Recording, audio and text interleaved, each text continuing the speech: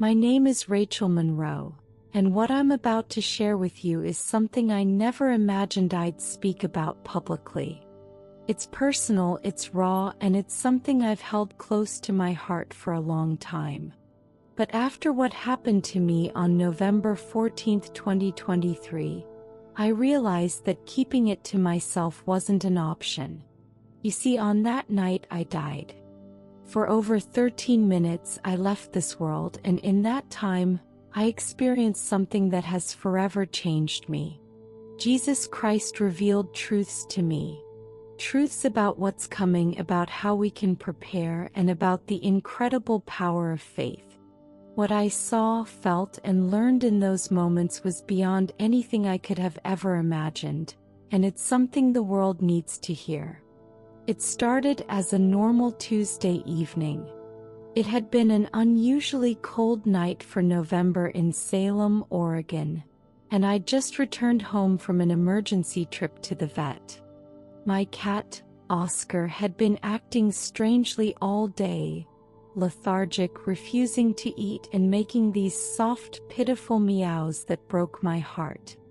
The vet reassured me that it was just a mild infection. He gave me a prescription and told me there was nothing to worry about. Relieved, I packed Oscar into his carrier and drove home, already imagining us curling up on the couch under a warm blanket. By the time I got to my front door, the air was biting cold. I was juggling Oscar's carrier in one hand, the vet's prescription bag in the other, and my keys clenched awkwardly between my fingers. I remember fumbling with the lock, laughing to myself at how ridiculous I must have looked. And then it hit me. Out of nowhere, I felt an excruciating pain explode in my head. It was like nothing I'd ever experienced before. Sharp, blinding, and all-consuming. It felt as though my skull was being split in two. In that moment, everything around me slowed down. I heard Oscar let out a frightened meow from inside his carrier as my keys and the prescription bag slipped from my fingers. My vision blurred, and I felt my knees buckle beneath me. I tried to hold on, to steady myself against the doorframe, but my body wasn't responding. The pain in my head was so overwhelming that it drowned out everything else. My vision went completely white, and then nothing. I didn't realize it at the time, but that was the moment my earthly life ended. I later learned that I had suffered a massive brain aneurysm, one that had been silently growing inside me for years. The doctors told me it was a miracle I had survived it all. But in that moment, I didn't feel fear or pain, I felt peace. When the whiteness faded, I found myself in a place that words can barely describe. It was as though I had stepped into a world that was far more real than the one I had left behind. Everything was vivid, alive, and pulsing with energy. The first thing I noticed was the light. It wasn't like sunlight or any artificial light we have on Earth. This light seemed to come from everywhere at once, filling the entire space with warmth and love. It wasn't just something I saw, it was something I felt. The light wrapped around me, holding me like a warm embrace, and for the first time in what felt like years, I felt completely whole. As I looked around, I realized I was in a vast, open space. The ground beneath me was smooth and shimmering, like it was made of liquid gold. There was a gentle breeze, carrying with it a sound that can only be described as the music of heaven. It wasn't just music. It was alive, resonating in every fiber of my being. I felt no fear, no confusion.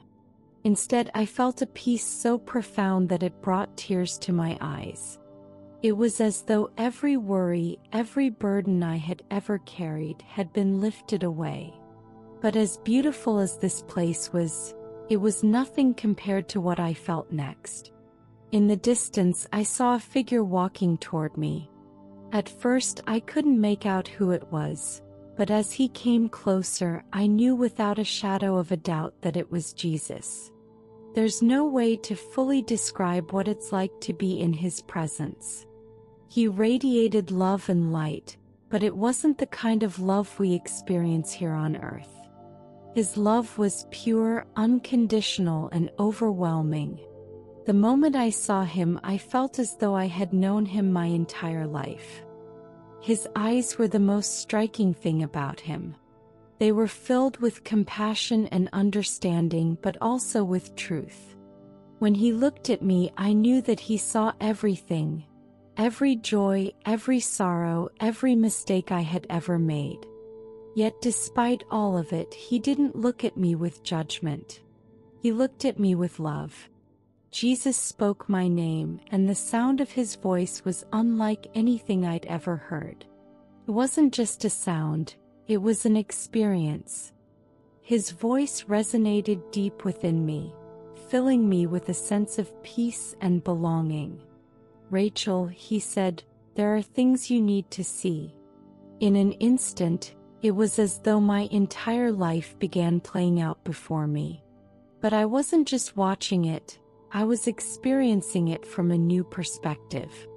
I saw every moment of my life not just as I had lived it, but as others had experienced it. I saw times when I had been kind, and the ripple effects those small acts of kindness had created. I saw how a simple smile or an encouraging word had lifted someone's spirits in ways I never could have imagined. But I also saw the moments I wasn't proud of, times when I had been selfish or impatient. I saw how my words had hurt people even when I didn't intend them to. Every choice I had made, whether good or bad, had created ripples far beyond what I could see. As I stood there, immersed in these vivid moments of my life, I was overcome with emotion. I felt joy as I relived the moments when I had done good, but I also felt a deep sense of sorrow for the times when I had fallen short. Yet even in those moments of failure, Jesus never looked at me with anger or disappointment. Instead, he spoke with such gentleness and compassion that it brought me to my knees. "Rachel," he said, "your life has always mattered. Every word you've spoken, every action you've taken, it's all been part of something much greater than you realize." His words were like a balm for my soul. I realized that the choices I made, no matter how small they seemed, carried eternal significance. Jesus wasn't showing me these moments to condemn me, he was showing me to teach me, to help me understand the incredible weight of free will and the power of love. Then Jesus said something that sent a chill through me. "Now I must show you what is coming." The light around us shifted, and suddenly I was no longer standing in that peaceful, golden realm. I was somewhere else entirely. The air felt heavy, and the landscape around me was dark and barren, as if all life had been drained away. I saw a vision of the earth, but it wasn't the earth I knew. It was a world consumed by chaos and division. People were fighting over resources, over ideologies, over things that didn't matter in the grand scheme of eternity. I saw families torn apart by anger and mistrust. I saw entire communities crumbling under the weight of fear and hopelessness. Technology had become a double-edged sword. While it connected people on the surface, it isolated them in deeper ways. People were glued to their screens, chasing after likes and validation, but they were more disconnected than ever. Jesus showed me how this constant distraction was pulling people away from their faith, from their families, and even from themselves. Then I saw something even more chilling. A great deception was spreading across the world, and it was so subtle, so insidious, that most people didn't even realize it was happening. I saw false teachers rising up, spreading messages that sounded good on the surface but were empty at their core. They preached about self-empowerment and enlightenment, but their words lacked truth. These messages drew people away from God, convincing them that they didn't need Him, that they could find peace and purpose on their own. Even churches weren't immune.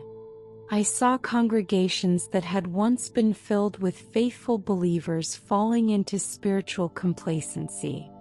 People were trading genuine relationship with God for hollow rituals and feel-good sermons that avoided the hard truths of the gospel. Rachel, Jesus said, many will be led astray. Even those who call themselves my followers will be tempted to believe these lies. That is why it is so important for my people to remain rooted in truth. Amid all this darkness, Jesus showed me something that gave me hope. Scattered across the world, I saw small but powerful lights. These lights were people, ordinary believers who refused to compromise their faith. They weren't the loudest voices or the most influential figures, but their faith was unwavering. These people formed communities of love and truth.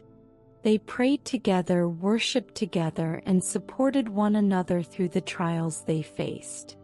As their lights grew brighter, they began to push back against the darkness, drawing others toward the truth of God's love. Jesus turned to me and said, "Even in the darkest times, my light will shine. The darkness will never overcome it." Jesus then spoke words that I will never forget. "Rachel," he said, "you have been given this experience so that you may warn others. The time is coming when the world will face trials unlike anything it has known. But my people do not need to fear. If they remain in me, they will have all they need." He explained that preparation wasn't about stockpiling food or building bunkers. It was about strengthening our faith and building genuine relationships with others. "Tell them to seek me with all their hearts," he said. "Tell them to pray without ceasing, to study my word, and to surround themselves with others who will encourage them in their faith. They cannot stand alone, they must stand together." Jesus also revealed the incredible power of prayer. He showed me how every prayer, no matter how small or simple, reaches heaven and creates something eternal. I was shown a vision of a vast, glowing network with threads of light connecting people all over the world. Each thread represented a prayer, and as more people prayed, the network grew stronger. I saw how these prayers gave strength to those who were struggling, pushed back against the forces of darkness, and opened doors for God's will to be done on earth. He also showed me the power of worship, not just singing songs in church, but living a life that glorifies God in everything we do. Worship, he explained, is a weapon against the enemy. It creates an atmosphere of peace and joy that the darkness cannot penetrate. As my time with Jesus came to an end, I felt a deep longing to stay in his presence. The love and peace I felt there were unlike anything I had ever experienced. But Jesus looked at me with a gentle smile and said, "Rachel, your time here is not yet finished. You have work to do." In an instant, the golden light around me faded and I felt myself being pulled back to my body. I opened my eyes to find myself lying on the floor of my home, surrounded by paramedics. My head was pounding and my body felt weak, but my spirit was alive in a way it had never been before. Since that day, my life has never been the same. I've made it my mission to share the message Jesus gave me with as many people as I can. I want everyone to know that no matter how dark the world may seem, there is hope. Jesus is the light that will never be extinguished, and he is calling all of us to turn to him, to seek his truth, and to prepare for what's to come. If my story has touched your heart, I encourage you to take a moment to reflect. Are you living in a way that prepares you for eternity? Are you rooted in faith, surrounded by others who will walk with you and committed to seeking God's truth? It's never too late to turn to Jesus. He is waiting for you with open arms, ready to fill your life with peace, purpose, and love. If this testimony has inspired you, please share it with others. Don't forget to like this video, subscribe to the channel, and leave a comment about how faith has transformed your life. Together, let's spread the light of God's love to a world in need.